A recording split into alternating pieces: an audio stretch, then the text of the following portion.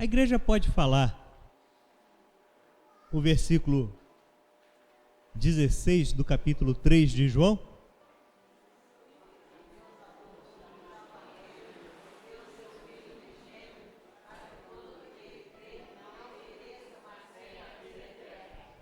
Quando eu era criança, né, esse versículo, né, me foi ensinado como um versículo que todo crente tem que saber de cor. Agora eu vou perguntar para vocês. Pastor Plínio, o senhor não vai. Em que contexto é dito essa palavra?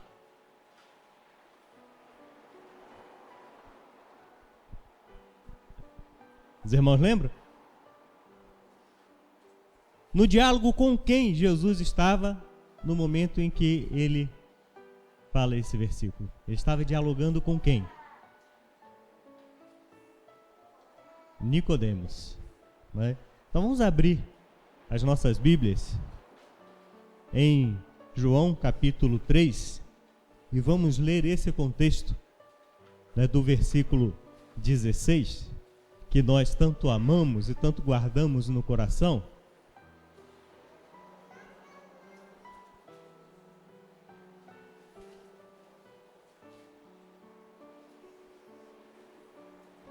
Amém? Todos encontraram?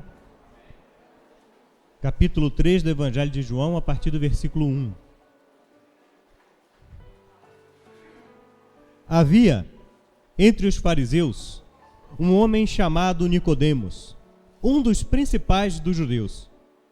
Este de noite foi ter com Jesus e lhe disse: Rabi, sabemos que és mestre vindos da parte de Deus, porque ninguém pode fazer estes sinais que tu fazes se Deus não estiver com ele. A isso respondeu Jesus: em verdade te digo, se alguém não nascer de novo, não pode ver o reino de Deus. Perguntou-lhe Nicodemos: como pode um homem nascer sendo velho? Pode, porventura, voltar ao ventre materno e nascer segunda vez? Respondeu-lhe Jesus: em verdade te digo, quem não nascer da água e do Espírito não pode entrar no reino de Deus. E o que é nascido da carne é carne, e o que é nascido do Espírito é Espírito. Não te admires de eu te dizer, importa-vos nascer de novo. O vento sopra onde quer, ouves a sua voz, mas não sabes de onde vem, nem para onde vai. Assim é todo que é nascido do Espírito. Então lhe perguntou Nicodemos: como pode suceder isso? Acudiu Jesus: tu és mestre em Israel e não compreende estas coisas? Em verdade te digo, que nós dizemos e sabemos e testificamos o que temos visto, contudo, não aceitais o nosso testemunho. Se tratando de coisas terrenas, não me compreendes, como crereis se vos falar das celestiais? Ora, ninguém subiu ao céu senão aquele que de lá desceu, a saber, o Filho do Homem que está no céu. E do modo porque Moisés levantou a serpente no deserto, assim importa que o Filho do Homem seja levantado, para que todo aquele que nele crê tenha vida eterna. Porque Deus amou o mundo de tal maneira e deu seu Filho unigênito, para que todo aquele que nele crê não pereça, mas tenha vida eterna. Porquanto Deus enviou seu Filho ao mundo, não para que julgasse o mundo, mas para que o mundo fosse salvo por ele. Quem nele crê não é julgado, e o que não crê já está julgado, porquanto não crê no nome do unigênito Filho de Deus. O julgamento é esse, que a luz veio ao mundo, e os homens amaram mais as trevas do que a luz, porque as suas obras eram más. Pois todo aquele que pratica o mal aborrece a luz e não se chega para a luz, a fim de não serem arguidas as suas obras. Quem pratica a verdade aproxima-se da luz, a fim de que as suas obras sejam manifestas, porque feitas em Deus. Amém. Senhor nosso Deus, lemos, ó Pai, a Tua palavra. Pedimos orientação, direção do Teu Espírito Santo na ministração da mensagem nessa noite, ó Pai. E pedimos que pelo Teu Espírito Santo, o Senhor abra as nossas mentes e os nossos corações para recebermos a Tua palavra e conhecermos a Tua vontade. É o que nós pedimos em nome de Jesus. Amém. Podemos sentar? Bom, nós temos falado sobre o projeto de Deus nas nossas vidas. Na última mensagem, nós falamos sobre conhecer, né, o ambiente em que o projeto de Deus em nossas vidas se realiza, que é o mundo em que nós vivemos. Falamos sobre os recursos que Deus nos dá com o seu Espírito Santo e com a sua palavra para a realização desse projeto de Deus em nossas vidas.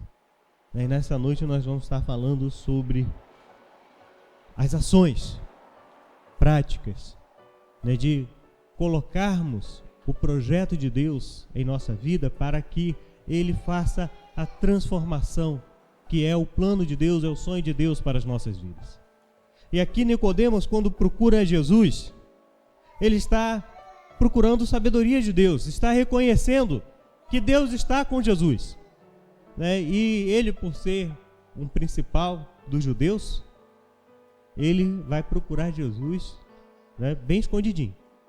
Vai de noite para que não seja visto, porque aqueles que não estão concordando com a pregação de Jesus depois, né, o persigam. Mas ele vai procurar saber daquilo que Jesus está falando, da sabedoria de Deus que Jesus está falando, e Jesus tem esse diálogo com ele. É que o homem tem que nascer de novo, né? E cria espanto ao entendimento de Nicodemos. Como assim nascer de novo? Posso voltar ao ventre da minha mãe para nascer de novo? E Jesus explica o que é esse novo nascimento. Não é um nascimento da carne, mas é um nascimento no Espírito. Não é nascer na carne e no Espírito, e ele fala: aquele que é nascido da carne é carne, aquele que é nascido do Espírito é Espírito. E aqui ele está falando de valores. Né, que quando passa do versículo 16, né, que tão bem conhecemos e guardamos, né, e recitamos com tamanha facilidade, ele vai falando, né, ele veio ao mundo para que todo aquele que nele crê não pereça, mas tenha vida eterna, mas diz que a luz veio ao mundo, mas os homens amaram mais as trevas do que a luz. E aqui está falando de mudança de valores.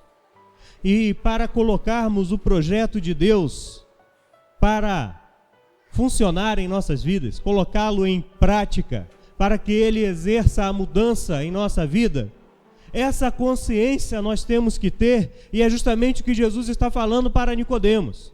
Quer ir ao reino de Deus, quer conhecer o reino de Deus, mudanças têm que acontecer na sua vida. É a primeira coisa que nós temos que saber a respeito do projeto de Deus na nossa vida, que vai mudar coisa, que vai mudar hábito, que vai mudar costume, que aquilo que antes era comum já não vamos mais considerar comum em nossas vidas, que antes estava confortável, determinadas situações vão passar a nos incomodar, porque são obras que vão ser arguidas pela luz na nossa vida. Então, para pormos em prática em nossas vidas o projeto de Deus, o projeto de nova criatura, o de ser nascido de novo, nascido no Espírito, nós temos que ter essa consciência. Coisas vão mudar na nossa vida. E você tem que estar preparado para isso. Você quer experimentar mais de Deus, você quer conhecer mais do projeto de Deus na sua vida, você tem que estar ciente, tem que estar ciente de que vai haver mudança na sua vida. E tem que estar pronto para essa mudança. Tem que desejar essa mudança. E saber que essa mudança vai vir, uma mudança justamente no conflito de valores. Que o mundo tem um valor e o reino de Deus tem outro. O que é nascido na carne é carne porque vive nos valores da carne, vive nos valores desse século. Mas o que é nascido no Espírito, ele vive nos valores do reino de Deus. São outros valores. e os valores que nós temos vão reger as nossas ações.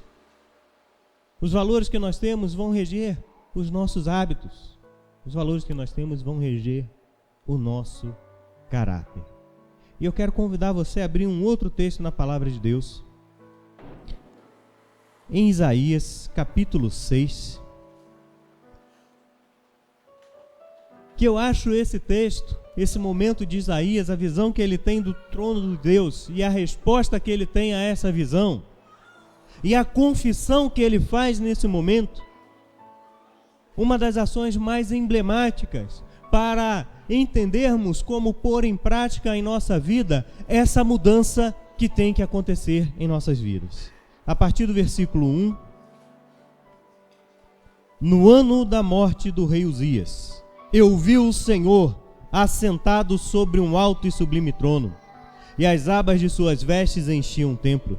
Serafins estavam por cima dele, cada um tinha 6 asas, com 2 cobriu o rosto, com 2 cobriu seus pés e com 2 voavam. E clamavam uns para os outros, dizendo: Santo, Santo, Santo é o Senhor dos exércitos, toda a terra está cheia de sua glória. As bases do limiar se moveram à voz do que clamava, a casa se encheu de fumaça. Então disse eu: ai de mim, estou perdido, porque sou homem de lábios impuros e habito no meio de um povo de impuros lábios, e os meus olhos viram o Rei, o Senhor dos exércitos. Então um dos serafins voou para mim, trazendo na mão uma brasa viva, que tirara do altar com uma tenaz. Com a brasa tocou-me a boca e disse: eis que ela tocou os teus lábios, a tua iniquidade foi tirada e perdoado o teu pecado. Depois disso, ouvi a voz do Senhor que dizia: a quem enviarei? E quem há de ir por nós? Disse eu: eis-me aqui, envia-me a mim. Essa visão do trono de Deus do profeta Isaías, o momento da sua confissão, ela é muito emblemática a respeito da mudança que precisa acontecer na nossa vida. A forma como ele confessa nos fala muito. Ele fala: ai de mim, porque eu vi o Senhor, e eu sou um homem de lábios impuros, e habito no meio de um povo de impuros lábios. Essa confissão, ele está reconhecendo que na vida dele há um pecado. E que não somente há um pecado, mas que esse pecado que existe é algo comum no meio do povo. Ou seja, então o pecado não é só dele, mas o pecado é também comunitário. O pecado é o que está presente no meio do povo. E que esse pecado que está presente no meio do povo influencia a sua vida. Esse pecado que é comum no meio do povo influencia a sua vida. E é interessante vermos essa declaração, que não é qualquer pessoa que está fazendo essa declaração. É profeta de Deus. Ele já anunciava a palavra do Senhor. Ele já exercia seu ministério quando ele tem essa visão. E ele declara: sou homem de lábios impuros, porque estou no meio de um povo de lábios impuros.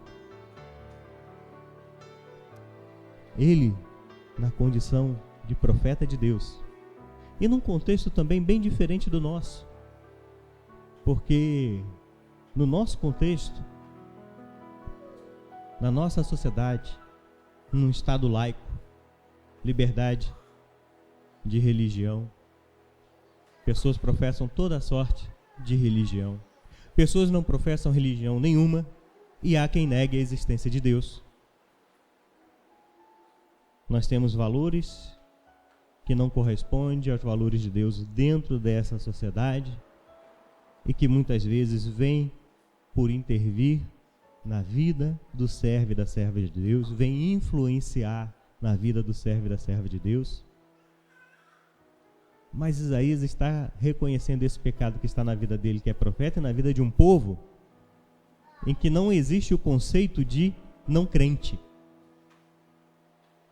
Todo judeu era povo escolhido de Deus. Todo judeu, desde criança, era ensinado na lei do Senhor. Todo judeu professava a fé no Deus Criador do céu e da terra. Então ele vê um valor que não é valor do reino de Deus no meio do povo como um todo e que influencia a sua vida. E nesse encontro com Deus, em que a mudança é necessária, em que a mudança acontece porque não tem mais para onde fugir, ele fala: tem um pecado na minha vida. E esse pecado na minha vida é um pecado que está presente na vida do povo. E aquele pecado que está comum, eu deixo acontecer na minha vida. Então, quando nós temos a consciência do projeto de Deus na nossa vida e na mudança que esse projeto faz na nossa vida, nós reconhecemos que algo precisa mudar. E identificamos o que precisa mudar. E nos sujeitamos a essa mudança. Porque Isaías reconhece que ele peca, ele reconhece que o pecado que ele tem é porque ele se deixa influenciar pelo pecado que está presente na sociedade, mas o anjo vem com a brasa tirada do altar e o purifica. É purificado do seu pecado. Assim é ser nascido do Espírito. Nós reconhecemos que precisamos nascer do Espírito, não da carne, não nos valores da carne, mas nos valores do Espírito. Não nos valores do mundo, mas nos valores do reino de Deus. Não em valores terrenos, mas em valores eternos. Reconhecemos aquilo que está errado. Passamos a identificar o que está errado. E a influência daquilo que está errado em nossa vida. E não nos submetemos mais à influência daquilo que está errado, mas nos submetemos à influência do Espírito Santo de Deus, que nos purifica do nosso pecado. Deixamos essa mudança acontecer. Então, para colocarmos o projeto de Deus em prática na nossa vida, é reconhecer que coisas precisam mudar na nossa vida e saber o que precisa mudar. Não cabe para sermos nova criatura na nossa vida saber que tem que mudar e dizer: não sei o que tem que mudar. Eu estou lutando tanto, eu preciso mudar, mas eu não sei o que. Sabe? Porque você sabe o que tem nesse mundo que é contrário às obras de Deus. Você sabe o que tem no mundo que são as trevas e que foi revelado a nós a luz, e que temos que amar mais a luz do que as trevas e não o contrário, como o texto do Evangelho exorta. Nós sabemos em nossas vidas o que está presente, que é a influência dos valores do mundo que nós vivemos. E ao reconhecer isso, a nossa atitude não pode ser outra senão semelhante à do profeta Isaías. Eu sei o pecado que está na minha vida, eu sei que esse pecado está muito presente no mundo em que eu vivo, mas já não posso mais me acomodar nessa situação. Preciso ser tocado pela brasa viva que vem do altar do Senhor para ser purificado do meu pecado, para que seja feita em minha vida o projeto de nova criatura que vem de Deus. Para iniciar esse projeto, para essa mudança começar a acontecer, e aquilo que é de novo, que é a novidade de vida, que é a nova criatura que Deus gera em nós através da sua palavra e do seu Espírito Santo, se torne uma realidade.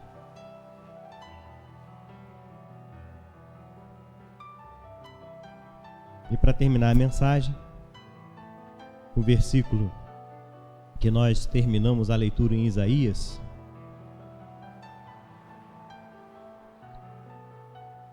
que diz: depois disso ouvi a voz do Senhor que dizia: a quem enviarei? Quem há de ir por nós? Disse eu: eis-me aqui, envia-me a mim.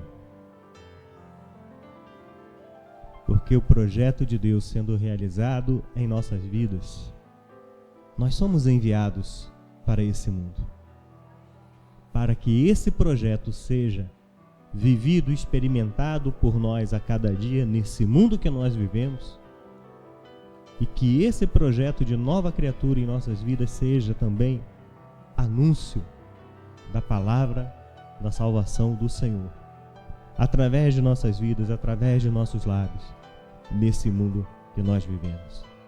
Porque aqui Isaías, que é purificado do seu pecado, está sendo enviado para esse povo de impuros lábios, para anunciar a palavra do Senhor.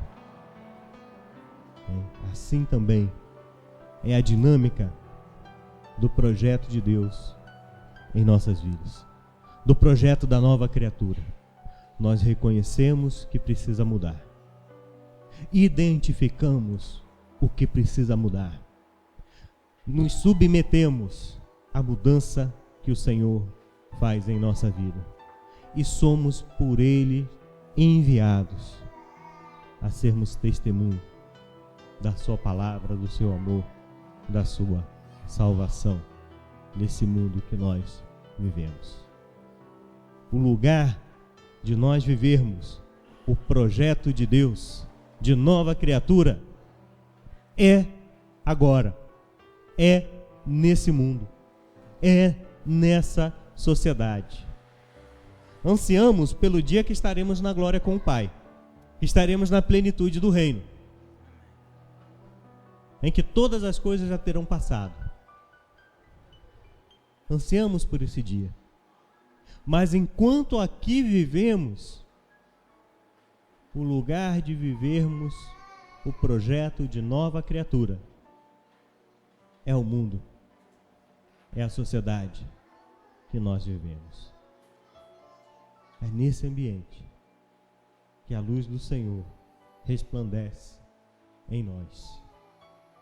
E é nesse ambiente que nós, ao recebermos a luz que foi enviada ao mundo, e nós amamos mais a luz do que as trevas, essa luz resplandecerá em nós como testemunho do amor, da graça e da salvação do nosso Deus.